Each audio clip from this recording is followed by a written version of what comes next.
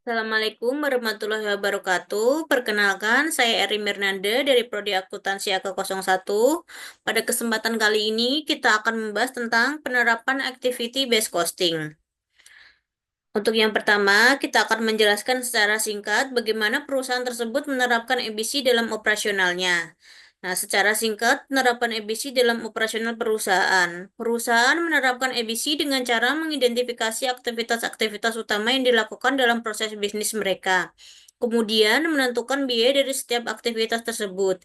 Biaya-biaya ini kemudian dialokasikan ke produk atau jasa berdasarkan konsumsi aktivitas ke masing-masing produk atau jasa. Nah, untuk langkah-langkah utama penerapan EBC ada 7, yaitu satu, mengidentifikasi aktivitas, yaitu menemukan aktivitas-aktivitas spesifik yang dilakukan dalam perusahaan, misalnya pemesanan bahan baku, setup mesin, inspeksi kualitas, dan pengiriman. Yang kedua, yaitu menentukan biaya aktivitas, yaitu pengumpulan dan pengelompokan biaya-biaya yang terkait dengan setiap aktivitas. Itu yang ketiga, yaitu menentukan cost driver, yaitu mengidentifikasi faktor-faktor yang menyebabkan biaya aktivitas berubah, misalnya jumlah pesanan, jam setup, jumlah inspeksi, dan jumlah pengiriman. Untuk yang keempat, yaitu menghitung tarif aktivitas, yaitu membagi total biaya aktivitas dengan total cost driver untuk mendapatkan tarif biaya per unit atau cost driver. Nah, untuk yang kelima yaitu mengalokasikan biaya ke produk atau jasa, yaitu dengan mengalokasikan biaya dari setiap aktivitas ke produk atau jasa berdasarkan konsumsi cost driver oleh masing-masing produk atau jasa. Nah, untuk manfaat ABC ada 3, yaitu satu, informasi biaya yang lebih akurat, yaitu dengan memberikan informasi biaya yang lebih akurat dibandingkan metode tradisional, karena biaya dialokasikan berdasarkan aktivitas yang benar-benar dikonsumsi oleh produk atau jasa. Yang kedua, yaitu pengambilan keputusan yang lebih baik, dengan membantu manajemen dalam pengambilan keputusan yang lebih baik terkait dengan penetapan harga, bauran produk, dan efisiensi operasional. Nah, untuk yang ketiga yaitu identifikasi peluang peningkatan dengan memungkinkan perusahaan untuk mengidentifikasi aktivitas-aktivitas yang tidak efisien atau tidak memberikan nilai tambahan sehingga dapat dilakukan perbaikan. Nah, untuk contoh sederhananya adalah misalkan sebuah perusahaan memiliki aktivitas atau setup mesin dengan total biaya 100 juta dan total jam setup adalah 1000 jam. Tarif aktivitas untuk setup mesin adalah 100.000 per jam setup. Jika produk A membutuhkan 200 jam setup, maka biaya setup yang dialokasikan ke produk A adalah 20 juta. Nah, untuk yang selanjutnya kita akan menganalisis manfaat yang diperoleh perusahaan dari penerapan ABC dan bagaimana metode ini membantu perusahaan dalam pengambilan keputusan yang tepat. Beberapa manfaat penerapan ABC bagi perusahaan dan berbagai manfaat dan implikasinya. Yang pertama yaitu akurasi biaya yang lebih baik. Untuk manfaatnya, ABC memberikan gambaran biaya yang lebih akurat untuk produk, layanan, dan pelanggan. Ini karena biaya dialokasikan berdasarkan aktivitas yang benar-benar digunakan, bukan hanya berdasarkan volume produksi atau ukuran departemen. Nah, untuk implikasinya adalah akurasi biaya yang lebih baik memungkinkan perusahaan untuk memahami profitabilitas produk dan layanan secara lebih tepat, serta mengidentifikasi area di mana biaya dapat dikurangi. Nah, untuk yang kedua, yaitu pengambilan keputusan yang lebih tepat. Manfaatnya adalah informasi biaya yang akurat memungkinkan manajemen untuk membuat keputusan yang lebih baik dengan berbagai area, seperti penetapan harga, bauran produk, outsourcing, dan investasi. Nah, untuk implikasinya adalah keputusan yang lebih tepat dapat meningkatkan profitabilitas, efisiensi operasional, dan daya saing perusahaan.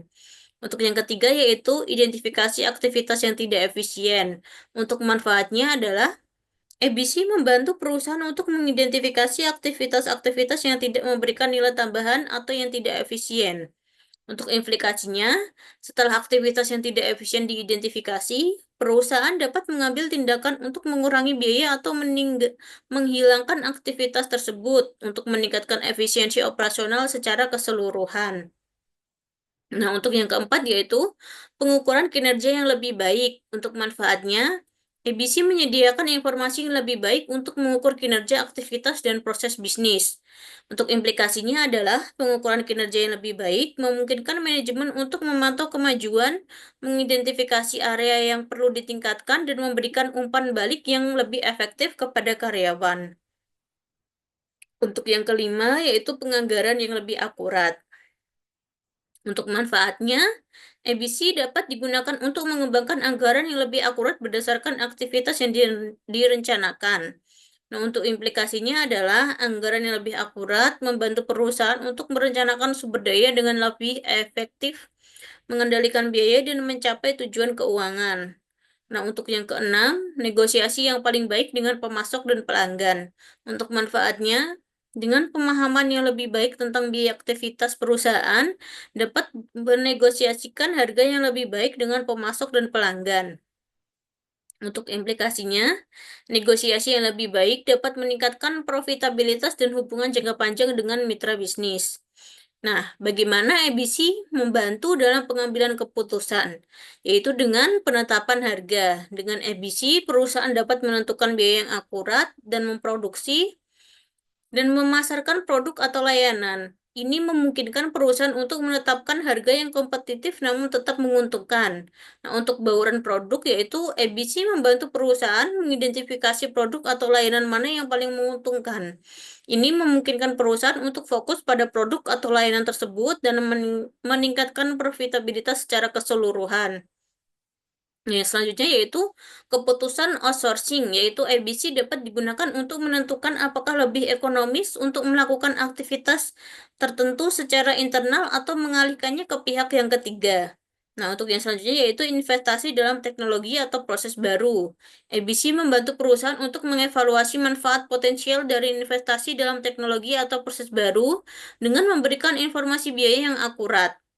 Nah, untuk analisis probabilitas pelanggan, yaitu ABC memungkinkan perusahaan untuk mengidentifikasi pelanggan mana yang paling menguntungkan dan mengembangkan strategi untuk meningkatkan profitabilitas pelanggan secara keseluruhan.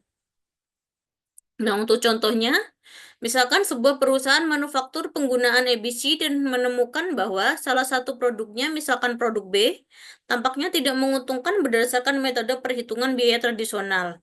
Namun, setelah penggunaan ABC, mereka menyadari bahwa produk B sebenarnya sangat menguntungkan karena hanya membutuhkan sedikit aktivitas setup dan inspeksi.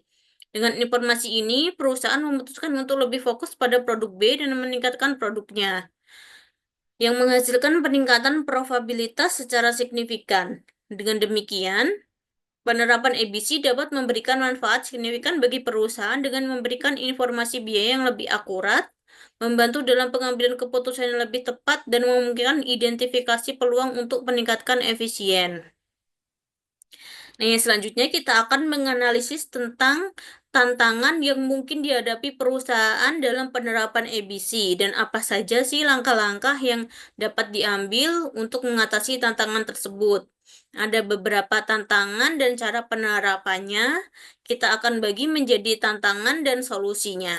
Yang pertama yaitu dengan kompleksitas implementasi, yaitu tantangannya ABC bisa menjadi kompleks dan memakan waktu untuk diimplementasikan, terutama di perusahaan besar dengan banyak produk, layanan, dan aktivitas. Untuk solusinya yaitu pendekatan bertahap, mulai dengan area atau proses bisnis yang paling kritis dan secara bertahap memperluas cakupan ABC. Selanjutnya yaitu konsultasikan ahli, yaitu pertimbangan untuk penggunaan jasa konsultan yang berpengalaman dalam mengimplementasi ABC untuk membantu merancang dan mengimplementasikan sistem. Bisa juga dengan perangkat lunak yang tepat, yaitu pilih perangkat lunak ABC yang sesuai dengan kebutuhan perusahaan dan mudah digunakan. Nah, untuk yang kedua yaitu kebutuhan data yang intensif. Untuk tantangannya, ABC membutuhkan data yang rinci dan akurat tentang aktivitas, biaya, dan cost driver. Pengumpulan dan pemeliharaan data ini bisa menjadi tantangan. Nah, untuk solusinya adalah integrasi sistem ABC dengan sistem informasi yang ada. Misalkan ERP atau sistem akuntansi untuk memfasilitasi pengumpulan data. Latihan karyawan tentang pentingnya data yang akurat dan bagaimana pengumpulan dan pencatatan data dengan benar atau proses pengumpulan data sebisa mungkin untuk mengurangi kesalahan dan peningkatan efisiensi. Nah, untuk yang selanjutnya yaitu resistensi dari karyawan atau tantangannya, karyawan mungkin resistensi terhadap perubahan yang diakibatkan oleh implementasi EBC, terutama jika mereka merasa terancam oleh perubahan dan pengukuran kinerja atau alokasi sumber daya. Untuk solusinya adalah komunikasi yang efektif, jelaskan kepada karyawan manfaat EBC dan bagaimana hal itu akan membantu perusahaan secara pribadi, dan selanjutnya bisa juga dengan keterlibatan karyawan. Libatkan karyawan dalam proses implementasi EBC untuk mendapatkan dukungan dan ide-ide mereka. Dan untuk selanjutnya yaitu bisa juga dengan pelatihan, yaitu dengan memberikan pelatihan kepada karyawan tentang cara penggunaan informasi EBC dan bagaimana itu akan mempengaruhi pekerjaan mereka. Dan untuk yang keempat yaitu biaya implementasi yang tinggi, yaitu adalah tantangannya untuk implementasi EBC dapat memerlukan investasi yang signifikan dalam perangkat lunak, konsultan, dan pelatihan. Untuk solusinya, analisis biaya manfaat, lakukan analisis biaya manfaat yang cermat untuk memastikan bahwa manfaat EBC melebihi biaya implementasi. Bisa juga dengan pendekatan bertahap, yaitu sebarkan biaya implementasi dari waktu ke waktu dengan penggunaan pendekatan bertahap.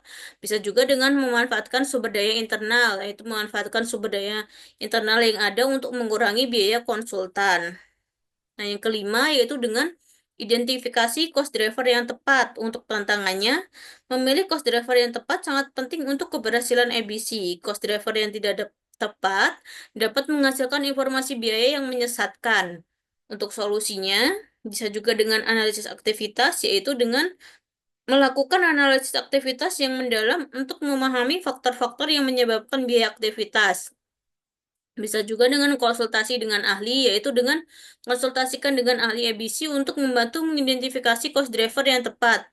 Atau dengan pengujian dan validasi, yaitu dengan uji dan validasi cost driver yang dipilih untuk memastikan bahwa mereka secara akurat mencerminkan konsumsi sumber daya. Nah, untuk yang keenam yaitu dengan pemeliharaan dan pembaruan sistem. Untuk tantangannya, sistem EBC perlu dipelihara dan diperbarui secara teratur untuk memastikan bahwa informasi biaya tepat, akurat, dan relevan. Untuk solusinya, prosedur pembaruan, kembangkan prosedur untuk memperbarui sistem EBC secara teratur.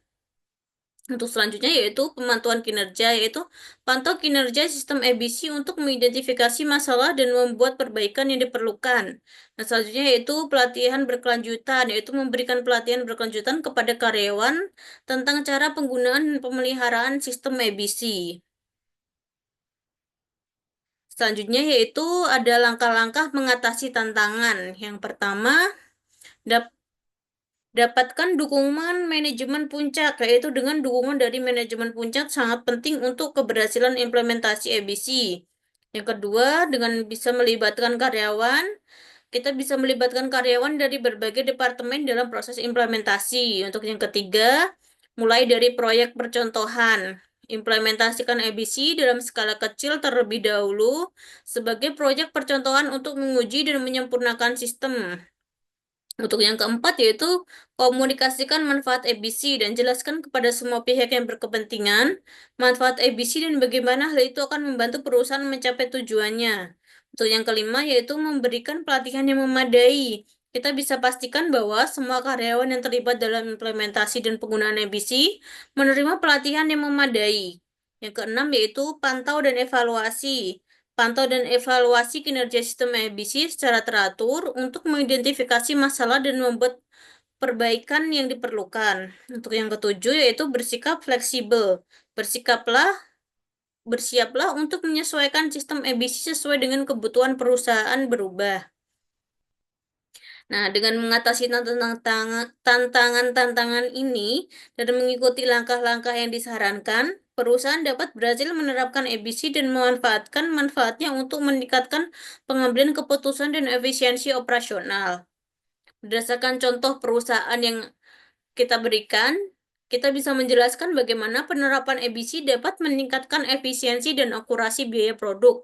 Misalkan contohnya nih, perusahaan PT Maju Jaya atau perusahaan manufaktur, PT Maju Jaya memproduksi dua jenis produk, yaitu produk A bervolume tinggi dan produk B bervolume rendah atau berspesialisasi.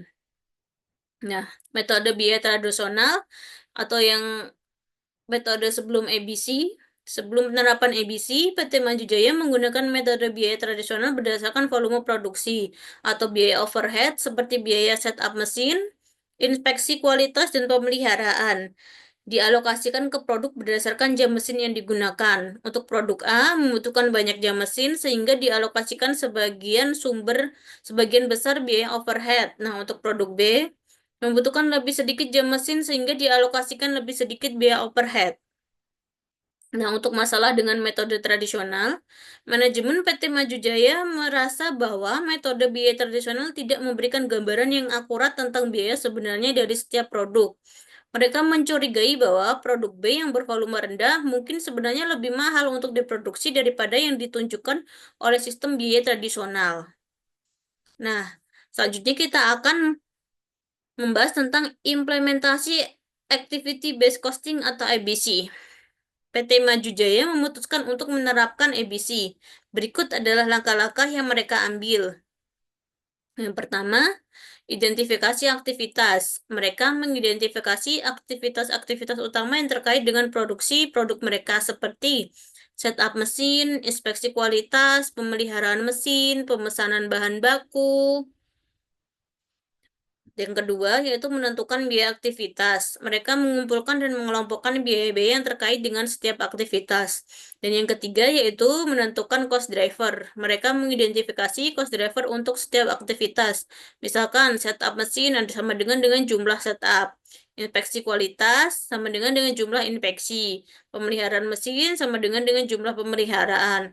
Pemesanan bahan baku sama dengan jumlah pemesanan. Yang keempat yaitu menghitung tarif aktivitas. Mereka menghitung tarif aktivitas untuk setiap aktivitas dengan membagi total biaya aktivitas dengan total cost driver. Untuk yang kelima, mengalokasikan biaya ke produk. Mereka mengalokasikan biaya dari setiap aktivitas ke produk A dan produk B berdasarkan konsumsi cost driver oleh masing-masing produk. Hasil setelah penerapan ABC, PT Maju Jaya menemukan hal berikut. Untuk produk A, biaya per unit sedikit lebih rendah dari yang diperkirakan sebelumnya. Untuk produk B, biaya per unit jauh lebih tinggi dari yang diperkirakan sebelumnya. Alasan perbedaan biayanya adalah ABC mengungkapkan bahwa produk B yang bervolume rendah membutuhkan lebih banyak setup mesin, inspeksi kualitas, dan pesanan bahan baku per unit dibandingkan dengan produk A yang bervolume tinggi. Meskipun produk B menggunakan lebih sedikit jam mesin, aktivitas-aktivitas lain yang terkait dengan produksi produk B secara signifikan meningkatkan biayanya. Nah, bagaimana ABC meningkatkan efisiensi dan akurasi biaya, yaitu dengan satu, akurasi biaya yang lebih baik. Misalkan ABC memberikan gambaran yang lebih akurat tentang biaya sebenarnya dari setiap produk dengan mengalokasikan biaya overhead berdasarkan aktivitas yang benar-benar dikonsumsi oleh setiap produk. Dalam kasus PT Maju Jaya, ABC mengungkapkan bahwa produk B jauh lebih mahal untuk diproduksi daripada yang ditunjukkan oleh metode biaya tradisional. Nah, untuk yang kedua yaitu identifikasi peluang peningkatan efisiensi, yaitu dengan informasi biaya yang lebih akurat. Manajemen PT Maju Jaya dapat mengidentifikasi peluang untuk meningkatkan efisiensi operasional. Misalnya, mereka dapat fokus pada pengurangan jumlah setup mesin yang dibutuhkan untuk memproduksi produk B atau mencari cara untuk mengurangi biaya inspeksi kualitas. Nah, untuk yang ketiga yaitu pengambilan keputusan yang lebih baik, yaitu informasi biaya yang lebih akurat memungkinkan manajemen PT Maju Jaya untuk membuat keputusan yang lebih baik tentang penetapan harga, bauran produk, dan investasi. Misalnya, mereka dapat memutuskan untuk menaikkan harga produk B untuk mencerminkan bahwa produksinya jauh lebih tinggi atau untuk fokus pada peningkatkan efisiensi produk B untuk mengurangi biaya. Nah, yang keempat yaitu pengendalian biaya yang lebih baik. Yaitu IBC memungkinkan manajemen PT Maju Jaya untuk memantau biaya aktivitas dan mengidentifikasi area di mana biaya dapat dikurangi. Ini dapat membantu mereka untuk mengendalikan biaya operasional secara keseluruhan dan meningkatkan profitabilitas. Nah, dari yang kita bahas tadi, kita bisa menyimpulkan bahwa dalam contoh PT Maju Jaya, penerapan EBC memungkinkan perusahaan untuk mendapatkan pemahaman yang lebih akurat tentang biaya sebenarnya dari setiap produk. Ini memungkinkan mereka untuk mengidentifikasi peluang untuk meningkatkan efisiensi operasional, membuat keputusan yang lebih baik, dan mengendalikan biaya yang lebih efektif. Dengan demikian, EBC dapat menjadi alat yang ampuh untuk meningkatkan profitabilitas dan daya saing perusahaan. Demikian yang dapat saya sampaikan. Wassalamualaikum warahmatullahi wabarakatuh.